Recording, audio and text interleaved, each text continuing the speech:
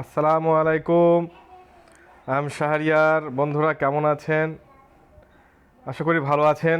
আজকে আমরা রাঙামাটি খাগড়াছড়ির ভিতরে এমন এক নির্জন পরিবেশে চলে আসছি। দেখেন, আসলে এই জায়গাটা না আসলে বলা যাবে না যে এই জায়গাটা এত সুন্দর। আমরা মামা ভাগ্নে দুজনে বেড়ানোর উদ্দেশ্যেই চলে আসছি। আসলে প্রকৃতির মাঝে নিজেকে হারিয়ে নিতে হবে।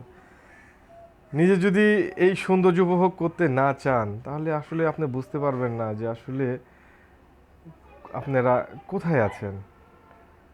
আর নিজেকে উদাসীনতার মনোভাবে না রেখে বেড়ানোর উদ্দেশ্যে বের হয়ে আসতে হবে ভাই। জীবনে অনেক কিছুই পাবেন, কিন্তু এই সময়গুলা আসলে চলে গেলে আর পাবেন না। তাই সময় থাকতে জীবনে সব কিছুই করা উচিত। এর ভিতর একটু ঘোরাঘুরিরও প্রয়োজন আছে।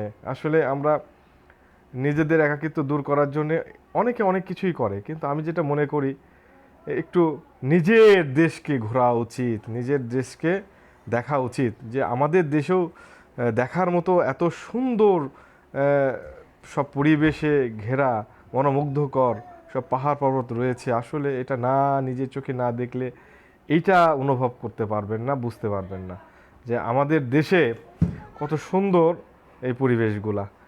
যাই হোক, আমি আর আমার মামা চলে আসছি। আসলে পকেটে টাকা না থাকলে মামা থাকা উচিত। যাদের এরকম মামা আছে তারাই জানেন যে মামারা কতটা হেল্পফুল হয়। আমার মামা আমাকে এই বিষয়গুলোতে পুরাটা সাপোর্ট করে। মামা আছে জন্যে হয়তোবা এই পরিবেশে আমি